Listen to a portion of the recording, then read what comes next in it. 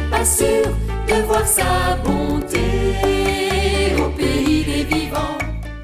Bonjour et bienvenue à ce temps de ressourcement spirituel de l'Église évangélique baptiste de Logelbach.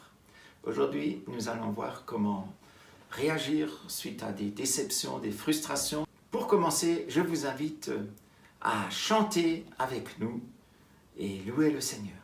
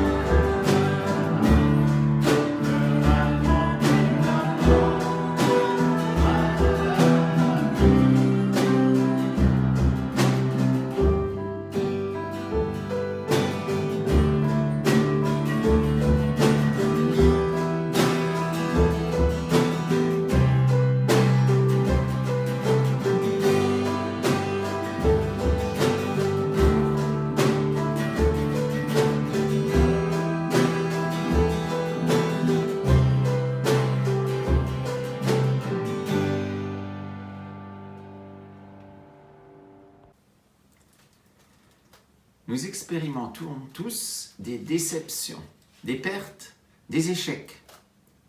Comment récupérer suite à une déception? Je voudrais partager avec vous quelques principes de la Bible que l'on peut mettre en pratique quand on est déçu d'une manière ou d'une autre. Que faire lorsque vous êtes déçu? Premièrement, choisissez toujours la foi plutôt que la peur. Ne paniquez pas. Priez, n'angoissez pas, louez le Seigneur. La peur ne résout pas les problèmes. L'exhortation « n'aie pas peur, ne craignez pas » est l'ordre le plus répété dans la Bible. Il y a 365 « ne crains pas, n'aie pas peur », un pour chaque jour de l'année.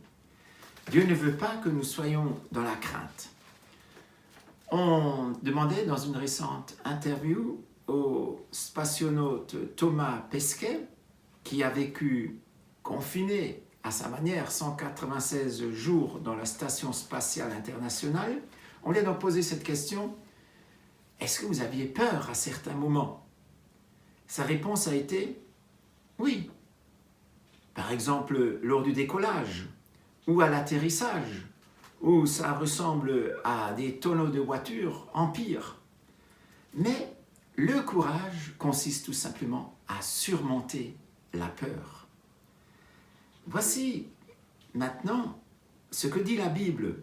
L'apôtre Paul écrit à Timothée: « L'esprit que Dieu nous a donné ne nous rend pas timides ou peureux ou poltrons. Au contraire, cet esprit nous remplit de force, d'amour et de maîtrise de soi. » Lorsque les choses ne se passent pas comme vous le souhaitez et que vous avez tendance à paniquer, à vous inquiéter, eh bien, la Bible nous encourage à prier et à louer le Seigneur comme des expressions de foi. Il faut toujours avoir foi que Dieu est au contrôle.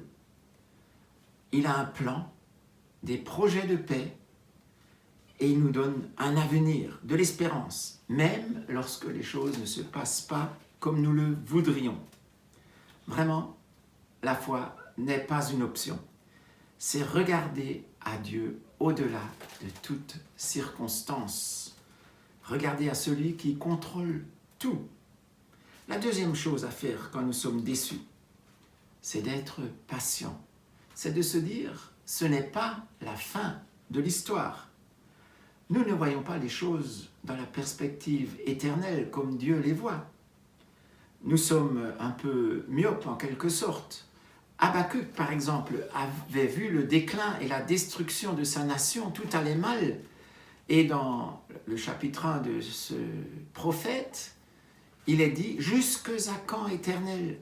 J'ai crié, tu ne m'écoutes pas. J'ai crié vers toi à la violence, tu ne secours pas. Pourquoi me fais-tu voir l'iniquité et contempler l'injustice? Pourquoi l'oppression et la violence sont-elles devant moi? Il y a des querelles, la discorde s'élève. » Et Dieu lui répond au chapitre 2 en lui disant « Le moment n'est pas encore venu pour que cette révélation se réalise, mais elle se vérifiera en temps voulu. Attends avec confiance, même si cela paraît long, ce que j'annonce arrivera à coup sûr à son heure. » Il lui avait fait une promesse, il lui avait donné une parole prophétique. Mais il fallait de la patience. Cela nous fait penser aussi à l'image de l'agriculteur dans l'épître de Jacques, où Jacques dit « Prenez donc patience, frères et sœurs, jusqu'à ce que le Seigneur vienne. Voyez comment les cultivateurs prennent patience en attendant que la terre produise de précieuses récoltes. Il sait que les pluies d'automne et de printemps doivent d'abord tomber. Prenez patience, vous aussi. Soyez pleins de courage, car la venue du Seigneur est proche. » Donc voilà, nous aussi, sachons nous appliquer tous ces versets lorsque ça ne va pas comme on pense et prenons patience. Ensuite, un troisième principe, c'est de rester tourné vers les autres. Nous pouvons faire du bien, même lorsque les choses ne vont pas comme nous le pensons. L'Épître aux Galates, au chapitre 2, verset 6, nous dit « Portez les fardeaux les uns des autres, et vous accomplirez ainsi la loi du Christ. » Porter les fardeaux, c'est quoi? C'est écouter, être attentif aux doutes, aux craintes des autres, et parfois aider aussi. Il faut que chacun de nous cherche à plaire à son prochain pour son bien, pour le faire progresser dans la foi, nous dit encore l'apôtre Paul dans Romains au chapitre 15 et au verset 2. Et on peut se rappeler la parabole des 10 vierges, parabole que Jésus nous dit et qui est citée dans Matthieu au chapitre 25. Les vierges attendaient la venue de l'époux.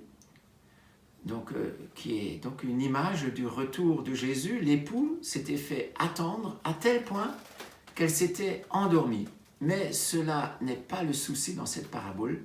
La pointe de la parabole est que les sages, au contraire des insensés, étaient prévoyantes. Elles étaient munies de lampes et d'huile. La lampe, c'est l'image de la parole de Dieu.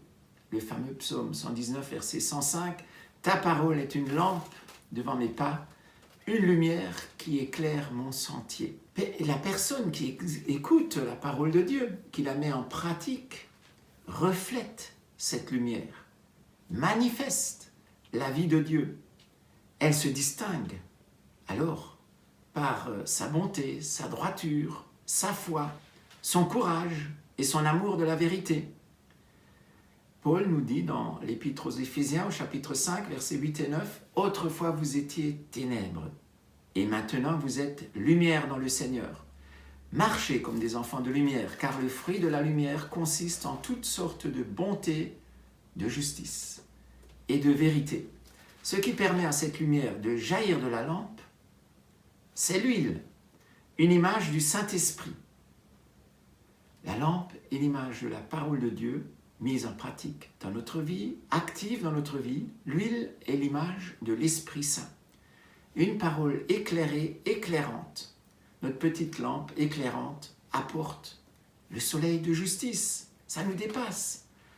Donc relevons le défi pour rayonner l'espoir de l'Évangile dans notre monde.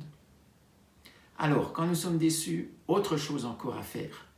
Cherchez des choses pour lesquelles vous pouvez être reconnaissant. Ce n'est pas tellement évident à faire, mais c'est ce à quoi nous sommes exhortés. Pourquoi pouvons-nous être reconnaissants en cette année 2020 ? Rendez grâce en toutes circonstances, car c'est la volonté de Dieu pour vous en Jésus-Christ, nous est-il dit dans 1 Thessaloniciens chapitre 5, verset 18. Remerciez Dieu en toutes circonstances. Voilà ce que Dieu demande de vous. La clé de ce verset est qu'il n'est pas dit « rendez grâce pour toutes circonstances ». Ce serait cruel. Mais en toutes circonstances. Pas besoin d'être reconnaissant pour la Covid-19, pour les maladies, pour les injustices, la méchanceté, le péché. Non. En quoi puis-je être reconnaissant en cette année ? Eh bien, pour la grâce de Dieu qui est active, pour le bon plan que Dieu a pour notre vie, pour son action transformatrice en nous. Nous pouvons remercier pour Jésus, mort par amour pour nous, et ressuscité. Nous pouvons remercier Dieu qui a une demeure pour nous dans le ciel. Et je pense à ce verset dans Philippiens 3, au verset 20, et encore le suivant, 21. Quant à nous, nous sommes citoyens des cieux, d'où nous attendons que vienne notre Sauveur, le Seigneur Jésus-Christ.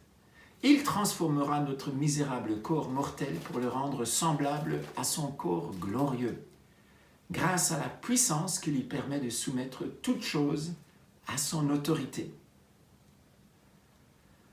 Alors, là encore, Dieu nous appelle donc à rendre grâce en toutes circonstances et à voir au-delà le plan de Dieu pour notre vie, ici-bas et au-delà. En conclusion, en ces temps d'instabilité, de risques de toutes sortes, où il nous arrive de surcroît d'expérimenter des revers, des déceptions, eh bien, donne-nous, Seigneur, de choisir la foi et pas la peur, de cultiver la patience, de rester tourné vers les autres et d'être reconnaissant. Au revoir.